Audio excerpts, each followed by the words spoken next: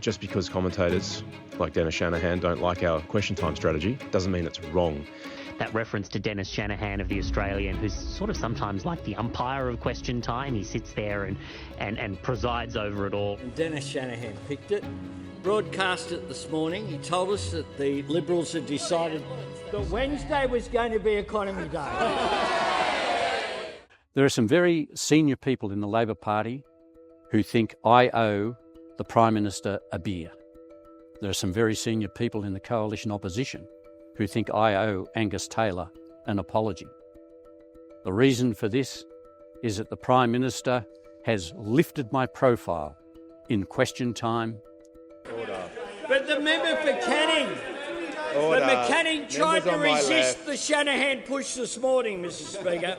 And the reason for the apology is that I have questioned the coalition's parliamentary strategy and described it as failing.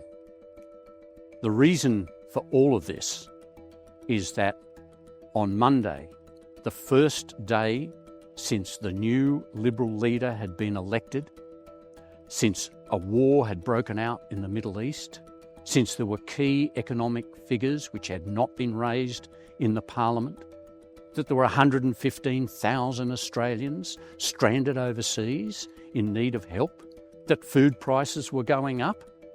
What did the coalition ask every question on?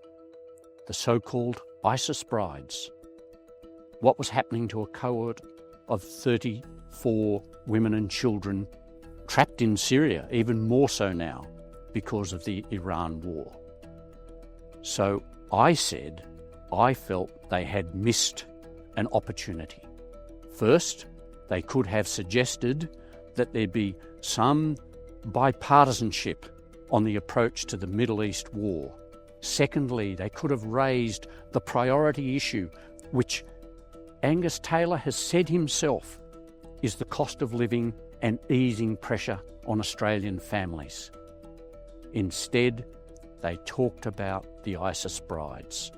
Jim Chalmers quoted me, Mr Speaker, having got to 2:30 on day two without a question from the Shadow Treasurer, despite the best efforts of Dennis Shanahan and others who have pointed out that those opposite have completely vacated the field on the economy, the Shadow Treasurer, in his usual way, has got up and proven that to be true.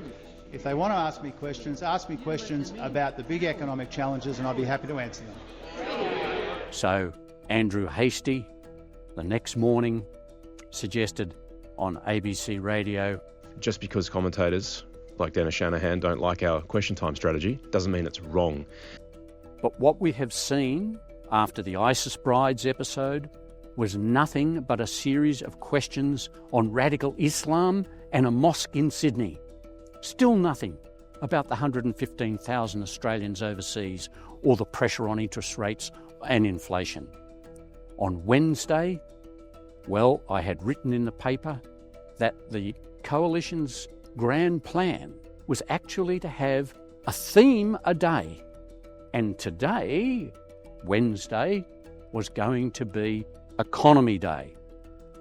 When Angus Taylor stood and asked Anthony Albanese about the economy, about living standards, Anthony Albanese then Thanks very much, Mr Speaker. And Dennis Shanahan picked it, broadcast it this morning. He told us that the Liberals had decided that Wednesday was going to be Economy Day. It was humiliating for the opposition because they continued to ask the same question. They couldn't ask a different question. On the day the national accounts had come out and there were really fundamental issues in the figures there about government spending and the impact on inflation, not to mention the impact of the war in the Middle East. And yet, once again, the coalition stuck to its schedule. Its theme was economy, and so they just asked the same question time and time again, which were battered away by the Prime Minister and the Treasurer. Now, I have actually been in the press gallery for more than 40 years. the last 37 for the Australian. And I am not trying to turn myself into the centre of question time, although one frontbencher suggested they should call it the Dennis Shanahan question time. No, I'm not about being a friend to the Prime Minister. I'm not about being an enemy to Angus Taylor.